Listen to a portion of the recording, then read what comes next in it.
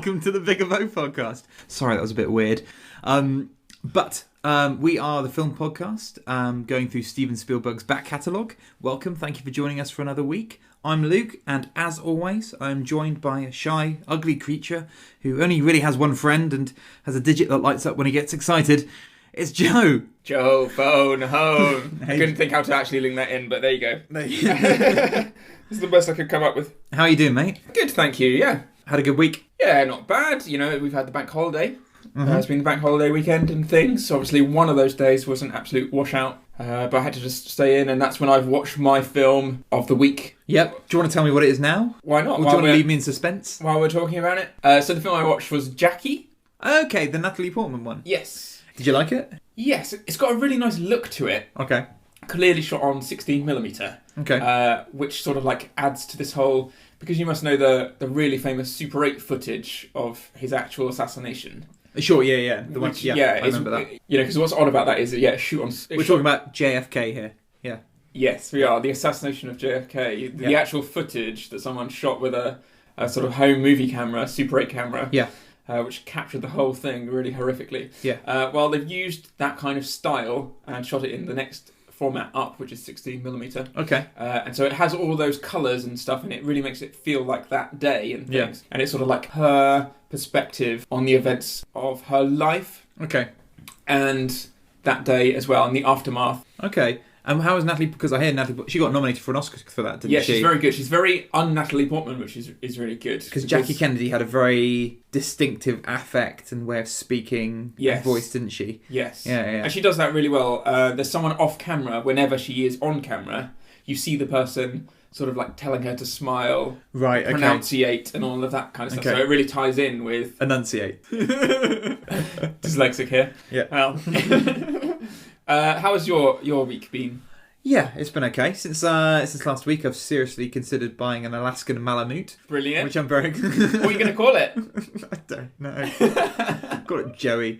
I found the best tweet this year on Twitter.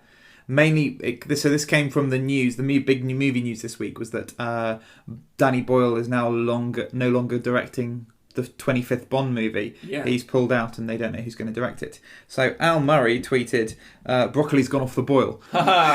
Which made me very, very happy. That's very good. Yes, exactly. And actually, because this is my first foray into Twitter, Al Murray has replied to our tweet page, and I'm just stupidly excited about that. Yeah, we were very excited. Yeah. But I didn't actually know what the tweet is, because Luke sent it. All he said is, so I said, best tweet this year, and he said, I think so. Hey! That's all he said. But that's all you need to get a geek extremely excited. Yeah, brilliant. So have you watched the film this week? I have. And I did some preparation, actually. Right. So, as you may have noticed, so this whole episode is going to be about E.T. Yeah. But because I said we're here right at the beginning, I was alluding to the other Spielberg-y movie that came out the same year, and that's Poltergeist. Right, I wondered, because I don't remember it being in E.T., so I looked a bit confused. Yeah, that you were suddenly seemingly becoming Jack Nicholson from The Shining. Yeah, no, that's not the right but one. It was the We're Here that the kid says, but you've not seen it in ages, have you, Poltergeist? I either haven't seen it at all, or it's been something like 20 years. Yeah. Okay. Yeah. So, I watched it again. Now, should we explain why we're mentioning this? Yeah, sure. Do you want to... So, obviously, this is the E.T. episode, as Luke said, but whenever I mention, I'm doing the Steven Spielberg podcast with my friend, it's always met with but are you covering Poltergeist? I'm like, well, no, because Steven Spielberg is not credited as the director. No. And they're like, well, there's an interesting backstory to this. I've done a bit of research about this. Let me talk a little bit about Poltergeist itself to start off with. So, actually, in order to talk about Poltergeist and E.T., because they're actually linked quite a lot, I'll talk a little bit about the background of both and how they came to be developed, and then we'll talk a little bit about the controversy about Spielberg and the actual director of Poltergeist, Tobe Hooper. So, both films came from a never-filmed sequel to Close Encounters of the Third Kind. Columbia had issued a sequel because it was so successful, and Steven Spielberg had a hand in trying to develop this and develop the premise of it. And there was a script that was called Night Skies that was being developed around 1978. This is just before 1941 came out. The guy who wrote Indiana Jones, who he used before, Lawrence Kasdan, was busy at the time, so he used a guy called John Sayles, who was the director of some of these Jaws rip-off movies. He directed Piranha, or he maybe wrote Piranha. Right. But Spielberg thought that it was one of the best homages to Jaws, and actually the best rip-off, and actually convinced Universal not to sue him, and said, actually, let's use him to help develop Night Skies. And around the same time, he was looking at directors for the project as well, and Tobe Hooper's name came up because he had directed horror movies before, like Texas Chainsaw Massacre most famously. So John Sayles, he ended up coming up with an idea, and see if you can see where I'm going with this. So this idea was about a group of aliens who terrorise a farmhouse and its inhabitants and the animals around it. The alien leader kills animals by touching them with a glowing finger. Right. Then there was subsequently introduced the concept of a friendly alien who teamed up with an autistic child during that as well. And this idea actually got a lot of traction, and he actually even hired Rick Baker, who's a famous, is he visual effects or creature designer? Creature designer, special effects. Most famous would probably be something like American Werewolf in London. Exactly. Yeah. He had been working on at the time, so hired him. More people know him from that movie than John Landis, the director. Absolutely, because the special effects were so good. Yeah. And Rick Baker ended up spending about $700,000 designing a group of aliens that would terrorise the family and the animals. But during that time, sort of Spielberg felt that he also had a story brewing in his own mind, a more personal story about his childhood. Pitched the idea of a friendly alien to the screenwriter of E.T., Melissa Matheson, who was the partner of Harrison Ford at the time, and she was on set of Raiders of the Lost Ark. So he and her ended up having conversations, and he ended up asking her to write a screenplay for this idea of just the aliens. He doesn't waste any time, does he, Steven Spielberg? No, he was doing this on the set. Yeah, on the set. So these were ideas that have been brewing for the last couple of years or so. You've got one script being commissioned by Steven Spielberg, and another script and model that had already been designed at great cost and time. Yeah. But the film John Sayles eventually had developed ended up coming from a much bleaker and much more horror-inflected film. So Steven Spielberg said himself that, I think I must have taken leave of my senses. That's a direct quote from him. Really? Yeah, because he thought, why do I want to make this movie? Whether it had been fueled by his personal life at the time with his breakup with his long-term girlfriend, Amy Irving, that's been suggested before. But he ended up not really wanting to make this bleak, attack movie from aliens. Yeah. We also mentioned on previous episodes, like in Close Encounters, that he was quite a believer himself, and he felt that he's always quite friendly towards aliens. That's the thing. He said that if he always said that if aliens actually decided to come down to Earth, he very much doubted they'd be hostile. It'd be more friendly and more of a greeting, a greeting or a reconnaissance or to observe us. So he ended up parting with John Sayles. That script never really went anywhere, but some ideas were there. And Rick Baker, he turned down the $700,000 multiple models of aliens, of aggressive aliens, from Rick Baker, who was absolutely furious, apparently. Wow. And refused to design the new idea of the ET. So and Spielberg's design of the alien ended up being much closer to the designs that he had, much closer to what we actually see on screen. So this script of Night Skies was eventually offered to a different studio, but because E.T. was being developed at the same time, they needed to change elements of the story. So the aliens were turned to ghosts. Right. The farmhouse was turned to suburbia. And Tobe Hooper, who was the horror director who was attached to it, ended up staying on with the project. And they tried to get it scripted again with some of those same ideas. And he even tried to get Stephen King to script some of the film. Oh, really? He did, yeah. But he ended up doing a lot of it with some other first-time writers, and then ended up editing the story quite a lot himself. That turned into Poltergeist at the same time, with a story that had come from originally a sequel for Close Encounters. So Close Encounters actually split into two. It split into Poltergeist and E.T. That's interesting. It's really interesting. Yeah. Yeah, because they came out the same year.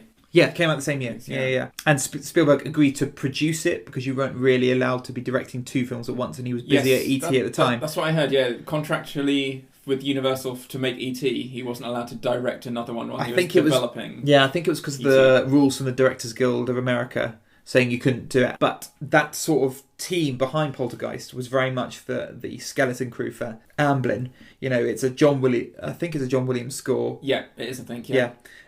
Michael Kahn edited it, who edited all his previous ones. Kathy Kennedy was associate producer on it. Frank Marshall was producer on it. Yeah.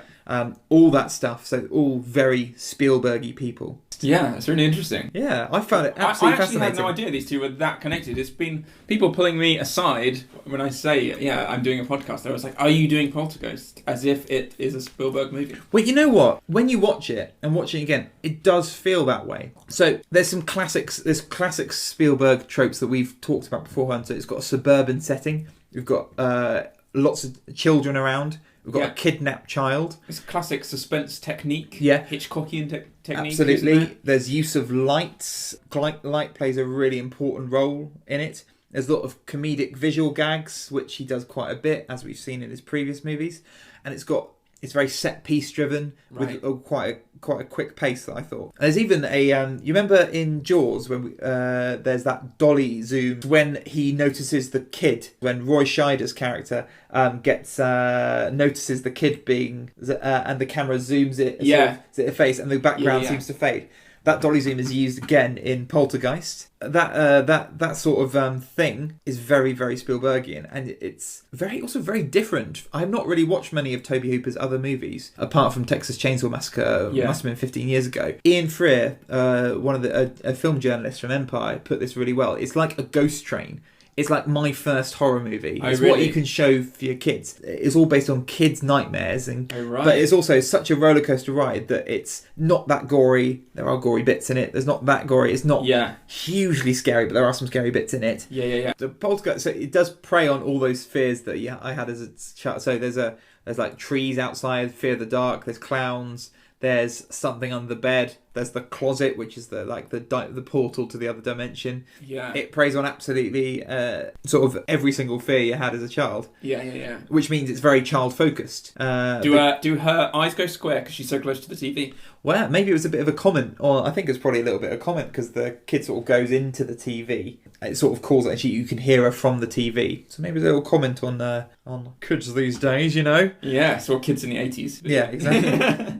But like the fact that she goes missing, that's very sort of similar to the abduction scene of Barry in Close Encounters of the Third Kind. The apparition of the poltergeist looks very much like Raiders of the Lost Ark when they open the Ark of the Covenant. And there's a bit where Jo Beth Williams goes into a swimming pool, an undug swimming pool, and she gets surrounded by cadavers, these corpses that which is very much like the Marion scenes in The Well of Souls. Yeah, there's so many little things that feel very Spielbergian. Yeah. So a quote that I read, Spielberg said, "Yes, I was on set pretty much every day, apart from about 6 of them, I think." Yes, and he said that I would suggest things. Tobe Hooper would agree with them. Yeah, was his analogy. So it's a bit like, okay, but it's an interesting thing because this is a whole debate in itself, because you must have heard of the auteur theory.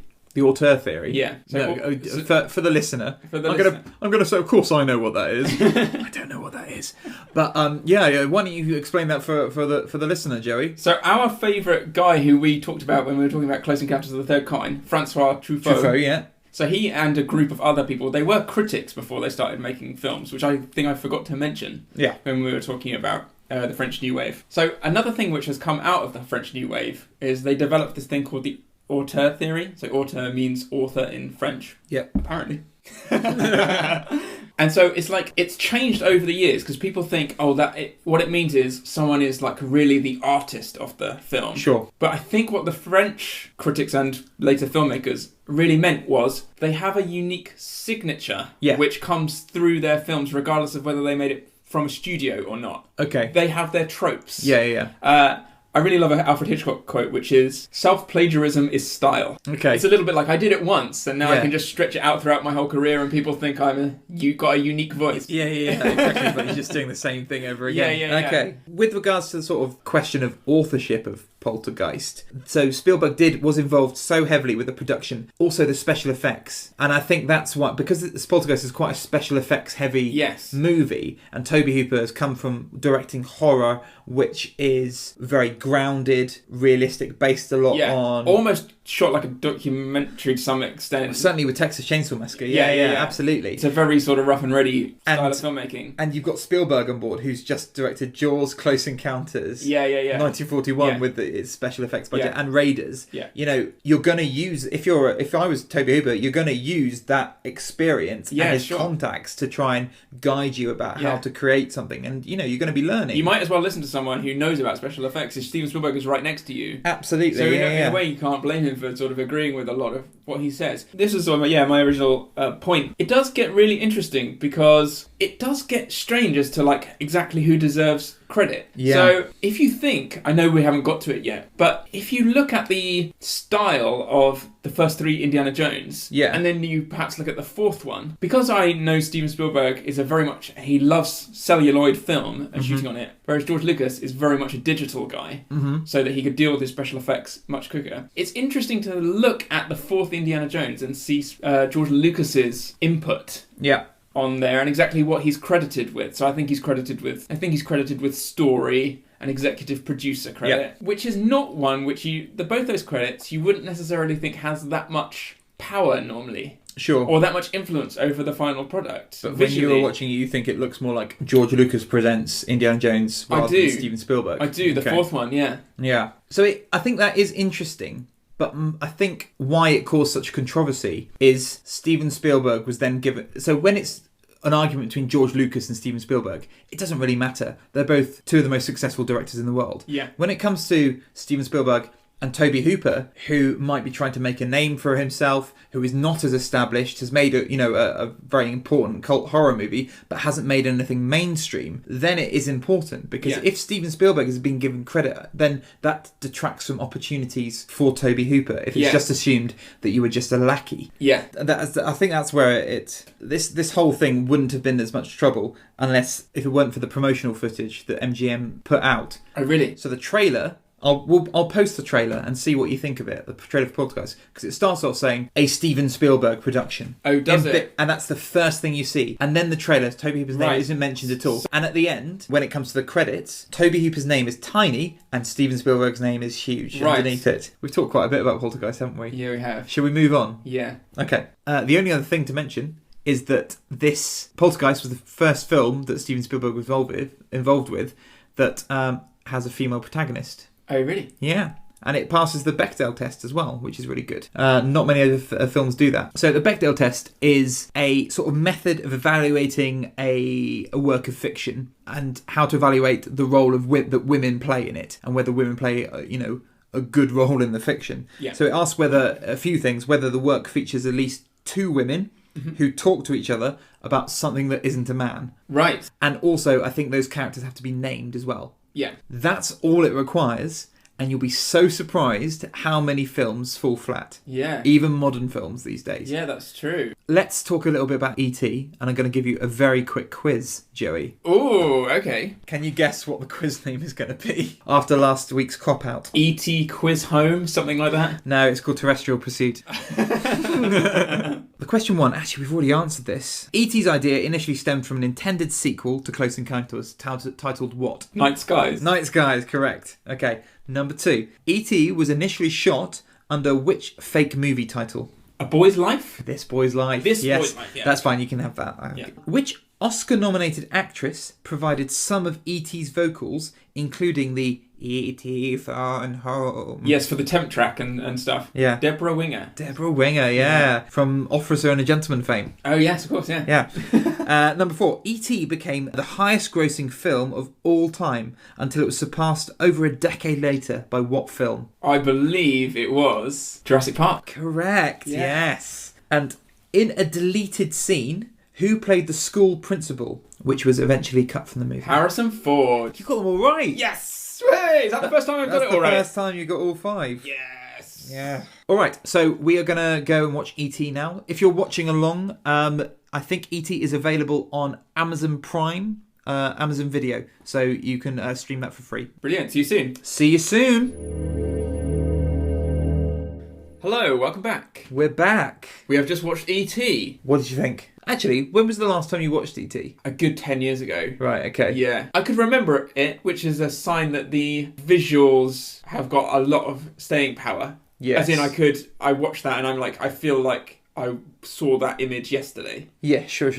Yeah, it hasn't aged, has it? No, it hasn't. It's really good, isn't it? I think it's really good. I haven't seen this since I was a kid. Oh, really? No.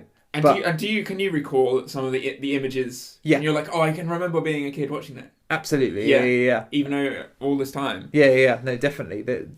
They're so iconic, and I think I've only actually seen it once, but a lot of it's very, very familiar. I think that's the third time in my life I've seen it. Okay. I saw it as a little kid, and maybe about 10. Yeah. And then again at university when I was probably 22 or something. Yeah. And just now, so yeah. I think it might be my favourite one so far. Really? I think so. Interesting. I think I've really enjoyed that. I thought it was brilliant. Do you know Richard Attenborough? Yes. And he said, because he made Gandhi and it came out the same year, and he was interviewed and they said, who do you think is going to win the Oscar? Because they were both up, Gandhi and E.T. Yeah. And he said, I honestly believe that E.T. is a better film, that it deserves to win. Wow. So that's high praise indeed. But it didn't win. Gandhi won. But it didn't win. Didn't Gandhi win? And the two ended up working together on Jurassic Park, so all friendly. Should we start with the opening itself? Did you notice that the opening was the Universal logo and then it panned out and you ended up in outer space, which echoed the Paramount logo from Raiders of the Lost Ark? Yes. When that logo went out, it was went to exactly a mountain of exactly the same shape. Yes. In the jungle. It was very clever. It was very clever. Yeah, I like that Made a slight nod to Star Wars, because remember it always starts with space and then you sort of tilts down and you see it. You see either a planet or you see a spaceship go through a... It's a very subtle nod to Star Wars when there is a very clear nod to Star Wars. There's more than one. Yeah. Should we talk about the main themes of E.T.? Because this is a sort of a very personal movie for Steven Spielberg. And we mentioned Close Encounters being very personal. And this sort of being the unofficial sequel is probably his most personal movie. Yeah. Harkens back to... He wanted to make... We mentioned this as a personal movie, and he wanted to make something that reflected his sort of experience as a child, I think. Yes. So he wanted to make something specifically about the divorce of his parents when he was... Actually, a bit older than Elliot, wasn't he? I think he was in his late teens or so. Yeah, not much. I think I think he was about 14 or was he? Or okay. something. And I think E.T.'s meant to be 10 or 11 or something. And I think a lot of the scenes that we see in the movie are scenes that he remembers from childhood. Yes, specifically. Yeah, we did mention when we did the Close Encounters episode that's how he reacted when his parents announced that his father was leaving the family unit. Kept shouting "Crybaby, crybaby." Which was also a really personal thing to put into a film. But yeah, it feels like this is it felt like you felt the effect of a divorce for a lot longer in this film. Yeah.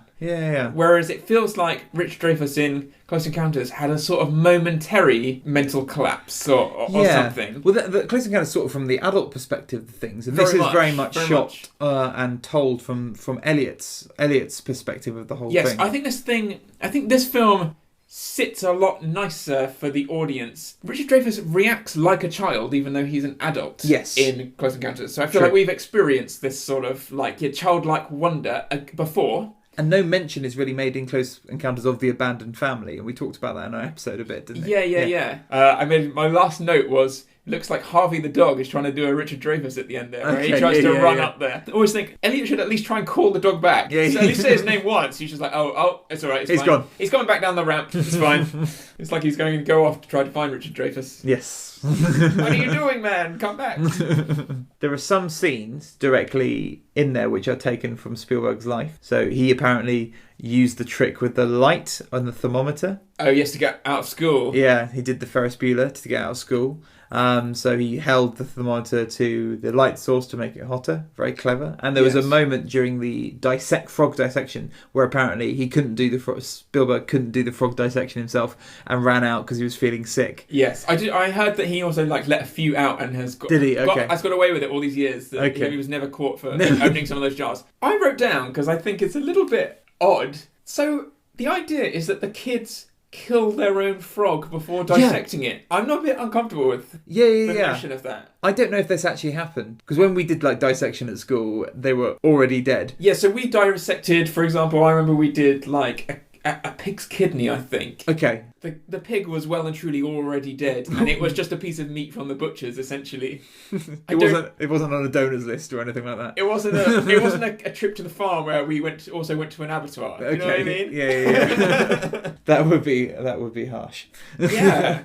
I just thought it was a very odd thing. They suffocated their own frogs before dissecting them. It's very odd. And we mentioned that Spielberg shot this from a child's perspective. And did you notice sort of the way he shot it is all the children are in screen, but anytime an adult comes in, apart from the mum, it's always, you never see their face, it's always shot around the waist. Yeah. And it's interesting that on TV was the Tom and Jerry cartoon. Which is what they do with, with the owner of Tom. Thomas? Yeah, you only ever see her feet, don't you? Yeah, exactly. Yeah, very similar. Yeah, so we're back, because we've noticed that this is a bit of not a trope, but it's a signature of Spielberg that he often shows a television with some a cartoon sort of animation on it, yeah. In this case, it was Tom and Jerry. I've heard a theory that perhaps E.T. is like a metaphor for a dog or something. Do you think it's... Sure, yeah. Because it's very questionable as to whether the adults actually see E.T.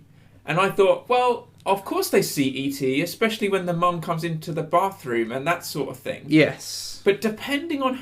if you're determined to show that the adults don't see E.T., because he's always out of the sight of the mum for a huge amount of the film. You know, she's very close to him opening the fridge and things, and he manages to sneak past her and all this stuff. Yeah. Well, she could just be reacting to how ill Elliot looks in that room. I know she does sort of like scream and run out. But then at the very... who are they operating on? And that's true. Who did they shut down their whole house for and to like quarantine? I think what it's trying to say by that sort of E.T. being invisible is the fact that adults are so in their own space and in their own world that they don't notice what is going on with children. And I think that's probably a reflection of how maybe Spielberg felt when the divorce was going through, that, you know, he took second, maybe a child maybe does take second fiddle. Things they don't get noticed as much. They don't feel as loved as much. They don't feel as loved as much, potentially. Yeah. Because there's that absence there. So I thought it was more relating to that. Yeah.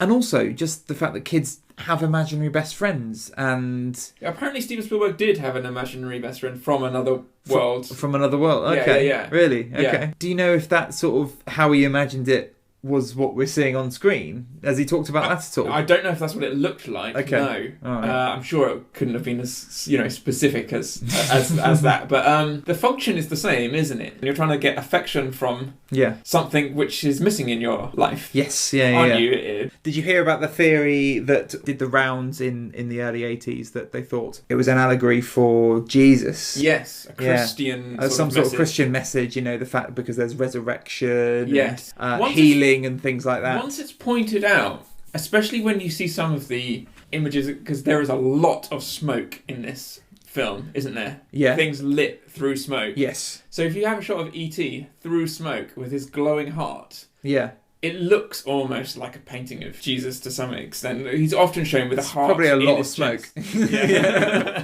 So I think Spielberg said, no, that's not. He basically laughed it off. He said, you do realise, like... I'm Jewish. Yeah, I'm Jewish. My mum owns a kosher restaurant, in case you didn't know.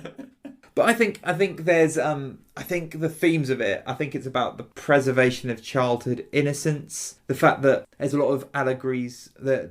with Peter Pan, I think. There is, yes. And they actually read I think it's Peter Pan that she's reading to Gertie. It is, the mum, yeah. So just that direct connection. And it's all about that. She is actually reading the passage, which is all to do with, do you believe in fairies? Otherwise one dies and all of this stuff. Yeah. It's that sort of like desperate hanging on to whatever it might be, Father Christmas or whatever, isn't it? It's that sort of like trying to keep the faith in the idea of something mystical and... joyful. Yeah. And I think it's about growing up, isn't it? I think, and the fact that E.T. dies and then comes back, the fact that he dies, I think he dies to let Elliot grow up. Yes. It's sort of a metaphor that something has to leave, like Spielberg's dad, or something has to die in order for them to change through puberty. And as if E.T. is sort of giving whatever power he has left to Elliot so that he can sort of like go and live his life from then on, I guess. I think the best way that this is put in movies is probably in Inside Out. I don't know if you've seen that, the Pixar movie. I have seen that, yeah. So you know how part of the girl's mind... Yeah, the psyche is broken. The psyche broken. It destroys, and the imaginary friend in that dies as well, in yes. order for her to turn into something new, as for her to grow up. Yes. That's sort of what I think this is showing as well. Yeah, very much. Yeah. It is a coming of age story. Absolutely. Shall we talk about E.T. himself? Sure. Yes. Yeah. How do you think the visual effects have sort of held up today? Because you've talked quite a bit about visual effects versus CGI in the future. I have, yeah. Because this is still such an enjoyable film. Yeah. I still think the special effects have held up better in this film than they have in Close Encounters of the Third Kind. Yes. Actually, and E.T. is sort of... You can see the aliens from Close Encounters are sort of precursors, aren't they? Yeah. Of this model, of what Spielberg had in mind. There are some similarities, aren't there? Obviously, there's times where it looks quite photochemical, which is what we've talked about before with the Close Encounters episode, which is the process of layering different images, like a darkroom process. Yeah. Which was the only way to do these kind of special effects for CGI. Mm-hmm. I do think it holds up. They've got the important things right, which is it's got the personality through the rubber suit. They do, don't they? Yeah. And the bit that I've heard Spielberg talk about in interviews and things was... Remember when he's eating... I can't remember what it is, like jam... Watermelon, I think it is. Watermelon. He gets a bit stuck on his lip. Yeah. And he gets his long fingers. He definitely is alive at the moment where he scrapes the...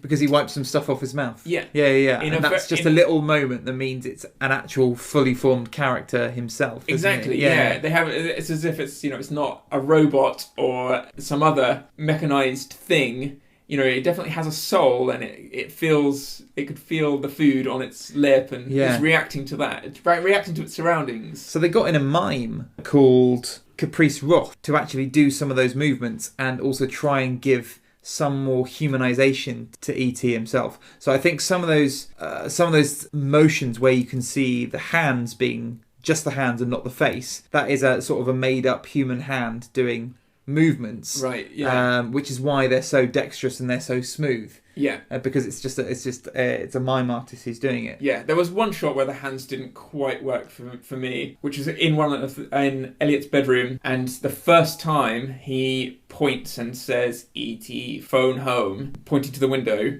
Mm-hmm. The way the hand retracts looked very mechanical. It looked very wiry, as in you have a wire at the end of each finger, and it looked as if you could sort of see the operator pull them the way it closed its hand and pulled it away. But again, it doesn't take me out of the movie because it's all quite complete. Yes. What really bugs me about really, really overuse of CGI, and I'm probably talking about the Star Wars prequels here. Yeah. Of course, we all know that you can get into the world of a film if it's a very complete world. Like, of course, you can get into a Disney movie because it's all animated, for example. Yeah. You can get into Snow White because it's all animated. You then start getting a bit of a conflicting situation going on when it feels like the compositing is bad and it looks like a real human has been cut out and plonked inside a computer game. Yes, yeah. It goes against reality in a much stronger way. Yeah, sure. So because, it's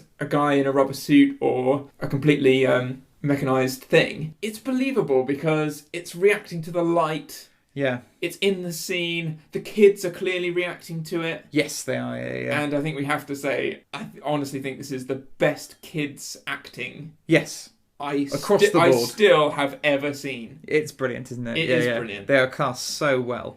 And here's an interesting question. Would they be able to act that well if they did it the way we do movies now? If it was a guy in a completely green suit. With some ping pong balls on his face. With some ping pong balls on his face, and they CGI him in later? I don't know. Probably not. No. Yeah, probably not. It's different, isn't it? Yeah, because apparently they shot the film in chronological order to help the kids, so they really felt... To develop a relationship. Exactly. That makes sense. And then they felt a huge amount of loss when they were being told, we're getting close towards the end of production. Yeah. Etc. That's clever. You're not going to see this alien anymore. Yeah. And they're reacting to the change in the whole situation. Sure.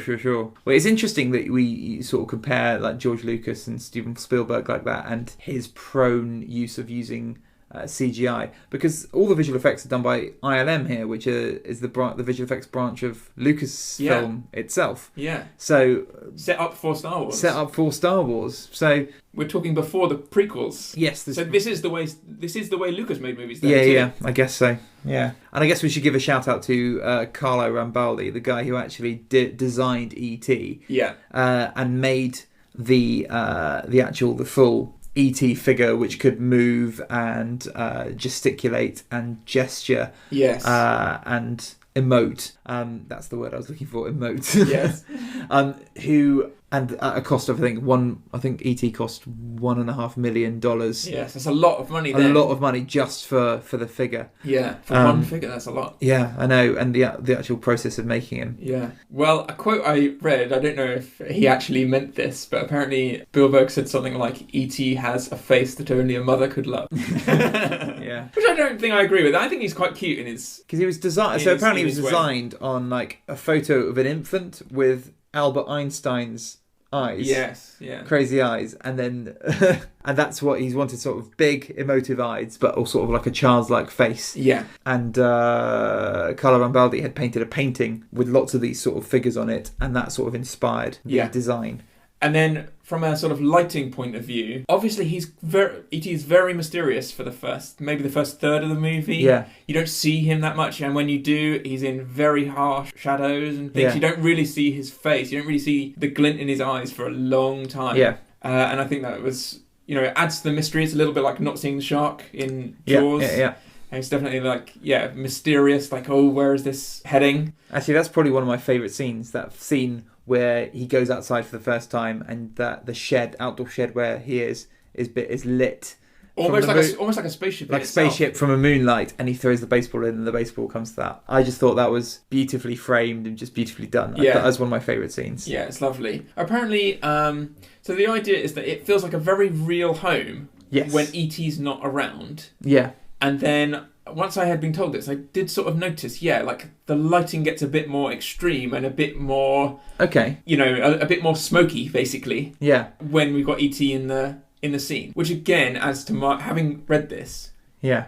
Once someone points something out, you can't help but notice it. Spielberg loves his dry ice machines, He does. He sure does. Because apparently... it's like a school disco. Apparently dry ice sort of like sucks oxygen out of there, and so it can give you a belting headache, and you need to go outside fairly often or you'll So we wondered why the kids were crying towards the end of the shoot. Yeah.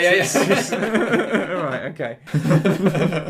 But what do you think about the role of the mother in this film? I think the way they shoot the adults, we talked about just being like from the waist down. Yeah. Yet the mum you see in full, you see her throughout the entire thing. She's the only adult that, you see the face of. I mean, all the time. She's almost like one of the kids, I think. In that sort of way, yeah. What I wrote down is, boys, she lets them get away with a lot. Yeah. They get unsupervised for most of the film. Yeah. I know she's really upset when he goes off for a night and she can't find him. Yes. But she's very wrapped up in her own world, isn't she? She doesn't seem to notice. I don't know, but maybe that is a trope that you sometimes see in like suburban American films, that sometimes that kids do get left on their own. That's true. Younger than we would often do that. Yeah, but even little things like, so she went to pick up Elliot because he was drunk at school, and Gertie was allowed to stay at home. Yeah. Well, I think the point was, you may be made to judge that, but you see that she's forced into that situation by the absent father. Yes, that's true. And she's got no other choice, and she's definitely very hung up still about her husband leaving, because get over it. A whole bunch of times she says just Mexico is enough. Yeah, because that's where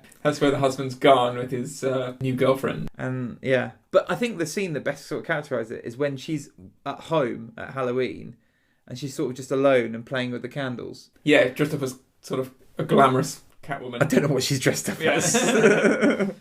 And she's just not knowing what to do with herself. Yeah. She doesn't say anything at all. But I think that told you more about her situation. Yeah. Than anything else. Yeah. Obviously, the thing I wrote down was that she lets the kids have free reign. Yeah. A lot, which is kind of important in a growing up process. Yeah. But I think, particularly Elliot, it does feel as if he wants a bit more guidance. He wants a parental figure, doesn't he? I think. Yeah. Because he feels like he can't really rely on his big brother because he's at that age where he wants to, just seem really cool to his mates and that sort of thing. Yeah, Greg. Yeah. Hate Greg. Oh, Greg. I guess so, but he's actually quite a good brother, isn't he? He is. It's actually, I think he can rely on him. Yeah, it's only around his friends that Yeah. little digs at him, but yeah, he is quite a good brother, really. Yeah. Because it's those two, trying to quiet little Gertie because no one knows what she's going to do next. She's hilarious. She is brilliant. This is young Drew Barrymore. Yeah, she's absolutely brilliant in this. She's so real. Yeah, she's just completely naturalistic in the whole thing. You completely believe her as a little 6-year-old girl. Yeah. Just screaming that screaming scene when she sees E.T. Is hilarious. And actually, she got most of the biggest laughs from us, didn't she? Yeah, she did. Yeah. She is absolutely brilliant. Because she was allowed to improvise a little bit, apparently. So when she says, "I don't like his feet," that is a Drew Barrymore line. Is it? Okay. Yeah. Right. So apparently young Henry Thomas, in his first audition, was really quite formal, and he was dressed as Indiana Jones. Sounds formal. Yeah, because to every formal occasion I dress as Indiana Jones. Absolutely. Yeah. I read, it's a black tie evening. Get the whip out. It's a funeral, please, Jerry. Jumping over the hole, the coffin in. Sort of. Apparently he was dressed as Indiana Jones, and he just read the script for the first audition, and then there became like a little improv. And that is the famous clip, which you can still watch. Yeah, we'll put a link in on YouTube. Sure, because you have to see it. Yeah. It is amazing. And so Steven Spielberg was just talking to him, saying, "Well, you've got this friend, and we're going to take him away because we need to do experiments or whatever." Apparently, Henry Thomas had a dog that been killed by his neighbour's dog. Right. And so it was in very recent memory. And so I think maybe I was right with my analogy. Yeah. No. The alien is a dog. Apparently that's what helped him emote a lot for that audition. Okay. Was thinking that, his beloved pet was taken away. Yeah. So he had a well of experience just to go back onto. Exactly. Ah, yeah. Just definitely check out that audition. Actually, it's impressive, and it's very moving. Cast him on the spot, and apparently the whole room was in tears. Yeah. I can see why. Yeah, absolutely. It doesn't matter that it's filmed on sort of cheap video camera. It is definitely, it's very, very real. Yeah, and Drew Barrymore got cast after her audition for Poltergeist. So she was being cast as the little girl. Well, went up for the role of the little girl Sally Ann in Poltergeist. Yeah. But didn't get it. But then Spielberg said, "You know what? You might be great for E.T." Ah, yes. And he was right. He was right. Absolutely. Do you know how E.T. moved about? Shuffled along. They had a couple of different performers apparently, but one of them was a boy who was born without legs. That's right. Yeah. Yeah. I think he walked on his hands. Yeah, I read that. Yeah. And I think that's who was in the suit during the drunk scenes where he drinks the beer. Oh, right, and falls over. Yeah, falls over. Yeah. But otherwise, it was there was a guy called Pat Bylan who was a 2'10" nightclub bouncer. Oh, really? I don't know how that works, but yeah. How do you throw someone else? Anyway, I don't know. But he did most of the walking in the scenes where you can see him shuffling along. Yes. Yeah. When we had have some of the ET tricks and things, where we have the shot of space and he puts the balls on the planets and then raises them up and things. Yeah. Did you notice there was almost like the classic framing of Steven Spielberg where you have all the low angle shots of the children's faces? Yes. We talk a lot about the awe shots. The wonder shot. Yeah. Yes. Which we're calling it. Yeah. So he did that for each of the kids as the balls were flying in the air and what? stuff. I didn't actually notice that. Right. Okay, cool. And then there was another glasses moment with one of the kids, one of the gang. Yeah. When you got E.T. in the back of the van after they'd done their chase. Yeah. And exactly like Sam Neill in Jurassic Park, jaw dropping, taking the sunglasses off again. Oh, amazing. Yeah. And again, definitely works, So apparently, also, do you know who, because Spielberg always says, credit where credit's due, he was suggested a shot by a certain someone, which was, when the mum goes to look in the closet, and it's like, cuddly toy, E.T., cuddly toy. Yeah. Do you know who had suggested that? No, I don't, actually. Robert Zemeckis. Did he? Yes. Okay. Apparently he had read an early draft of the script and he's like, I've got a shot for you. Oh, that is a really good... Yeah. That's a really good idea. That was a good moment, actually. Yeah. Shall we talk about bad medicine? Yes. So, we have not revealed yet. I think you may have mentioned beforehand. I think I mentioned it once, yeah. Sure. Luke is, in fact, a doctor. I am. And so... apparently, very frustrating. I can see why. It's so annoying having bad medicine in films. Yes. If they're doing something and you think that would definitely kill you, I can see why it would take you out of the movie. It does take you out of the movie. Yeah. I mean, it's not so bad in this because it is an alien.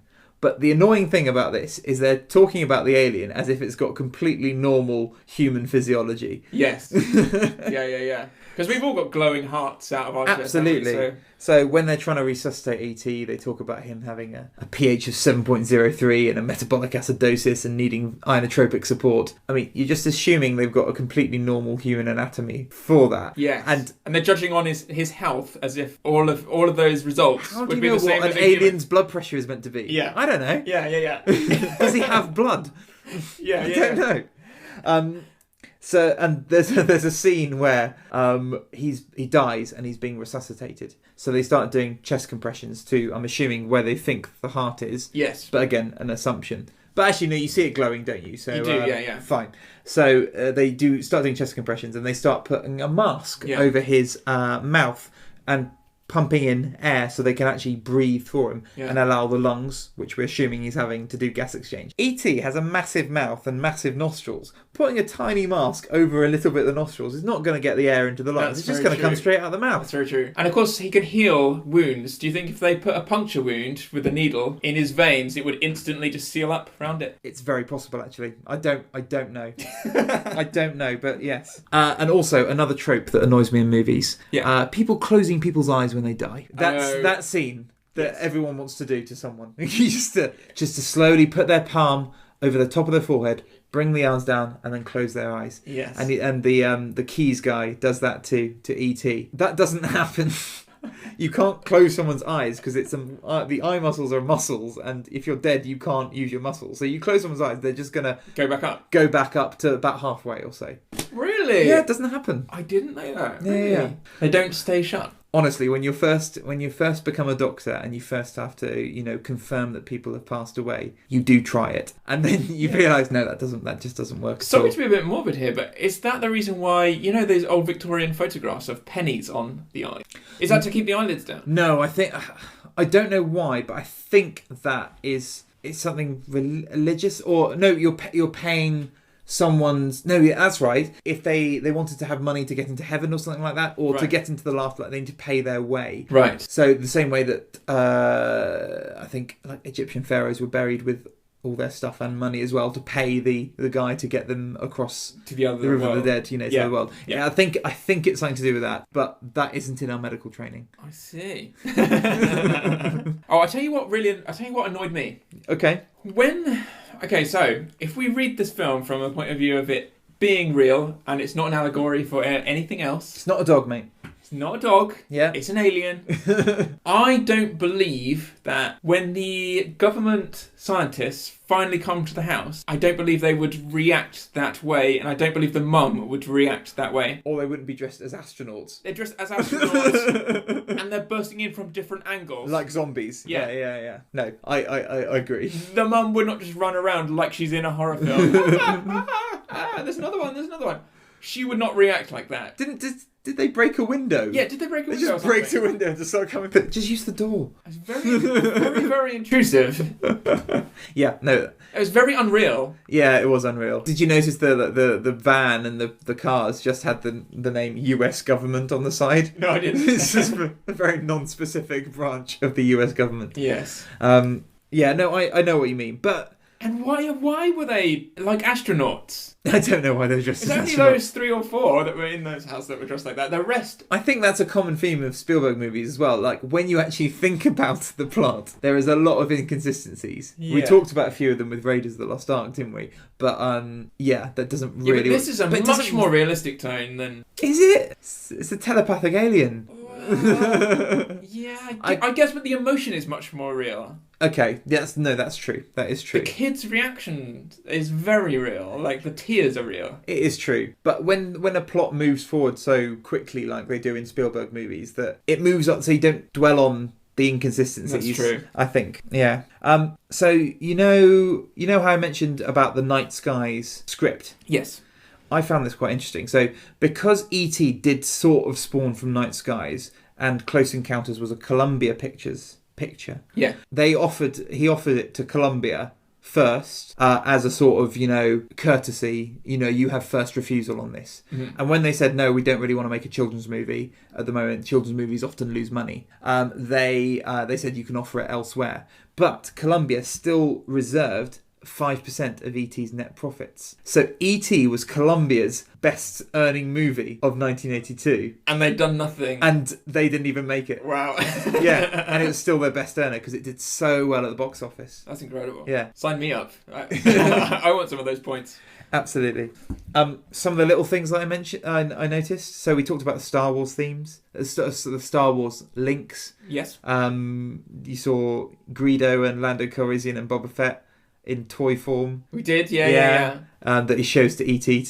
And we saw Yoda. That's quite a good joke. Yeah. Apparently he was sitting next to, he got George Lucas to watch it and sat next to George Lucas when that happened on screen. George Lucas gave him a bit of a nudge. I'm suing you. Yeah. Exactly, yeah.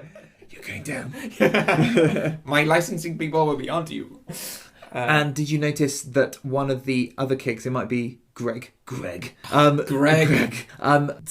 When they were saying about an alien, he sang the Twilight Zone theme tune. I didn't know that. Which he eventually directed part of the Twilight Zone movie a couple of years later. Ah, wow. Yeah. That actor or Steven Spielberg? No, Steven Spielberg directed part of the Twilight Zone movie. Wow. In 84, 85 or so. Yeah. Cool. So apparently the alien was because he uses Reese's Pieces. With the peanut butter snack. Yeah. Yeah, peanut butter snack to entice E.T. around. Yeah. Apparently he had originally asked M&M's, which are owned by Mars. And didn't they use M&M's for the sweets? No, it's Reese's Pieces. Are those definitely Reese's? Yeah, okay. Because I thought M&M's. He asked Mars if he could use M&M's, and apparently they took one look at it and said, "No, it's too ugly. We think kids are going to be scared of him." Oh right, okay. And so I said, "Fine, we'll use Reese's Pieces." Okay. And apparently sales went very high. Very good. Yeah.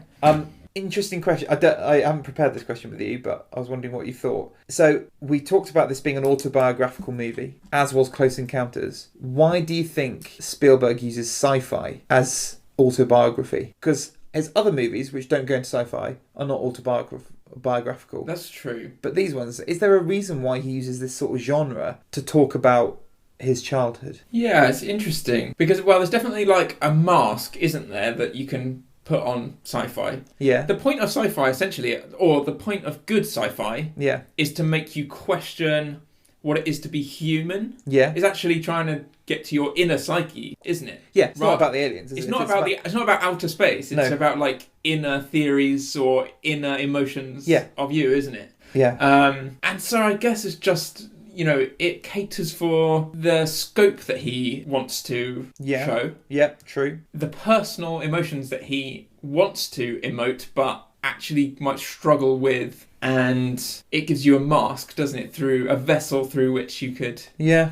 implant that into other people. Yeah, I guess. And also, a lot of us do get quite into sci-fi when you're a geeky teenage boy. Yeah. Don't you? That's the sort of thing that's your touch point culturally, isn't it? Yeah. When you're that age. Yeah. Yeah. And then it's also like, well, if you're a child, everything's new, isn't it? Yeah. So, especially nowadays where, we've conquered the planet and you have Google Maps can show you absolutely everywhere, even the tiniest little island or whatever. That the only way that you can see something new or out of the ordinary is if it comes from somewhere remarkable. Exactly. Somewhere yet undiscovered. Yes. For a surprise question, I thought you answered that handsomely. It was very good. That's actually better than some of the things I prepare. It's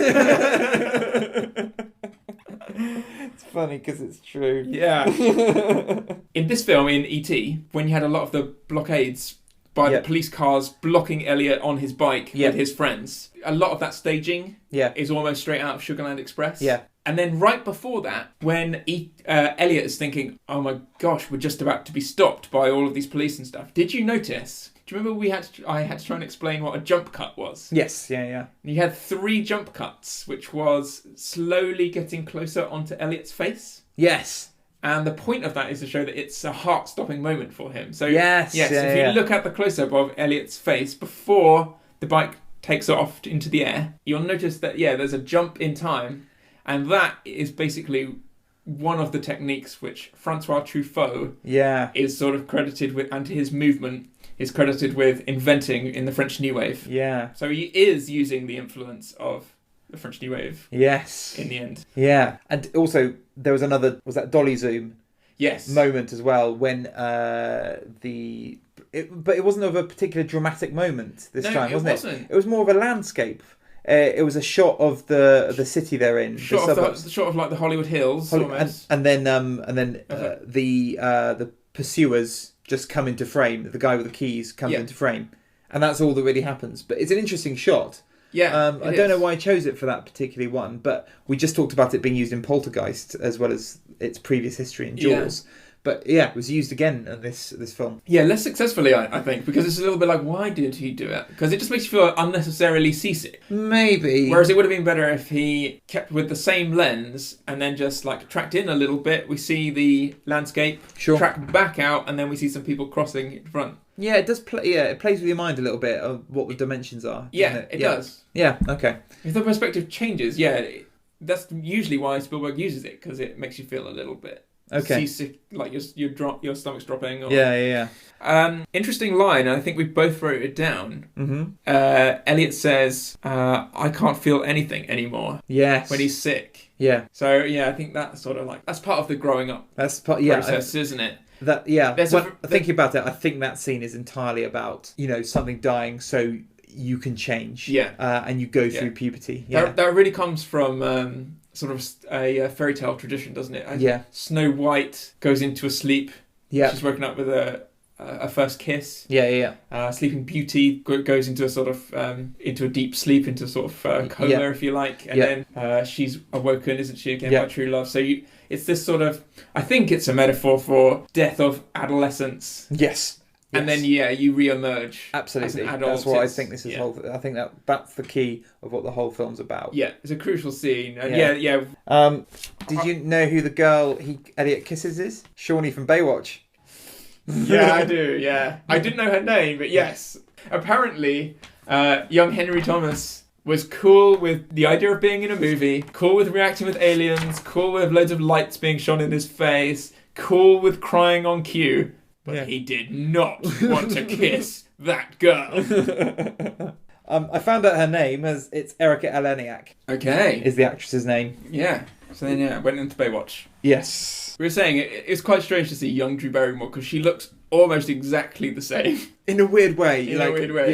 Yeah. Overall, I think I really enjoyed that. I can't believe it's been so long since I saw it. Yeah. I just think it's the movie of Spielberg's, like you said before, that's had the most emotion in it. And the most real emotion. Yeah. So it's got all the stuff with regards to the set pieces, the funny moments, all the Spielberg things that we've mentioned beforehand. But it's got that heart, and it's about something, and it's about something that we can all connect with, and it's about something that we've all been through. Yeah. That sort of isolation and difficulty growing up, and that transition. Yeah. That's why I think it hits home so much. Yeah, and it's got nice clear images in it as well. Iconic ones. Yeah, iconic images. That's what I really mean by that. Yeah. Ones which really stay with you. Yeah. And why is that? I guess it's because it's the emotion of the story, and as you say, it ties in with everyone's story to some extent. Yes. In a fantastical way, but But it is clearly a metaphor for growing up, and we all have to do it. Exactly, it's a universal story. Yeah. Literally and figuratively. Yeah. Yeah. So I hope you've been watching along. I hope you've enjoyed the movie. Next episode is going to be the second Indiana Jones. It's going to be Temple of Doom.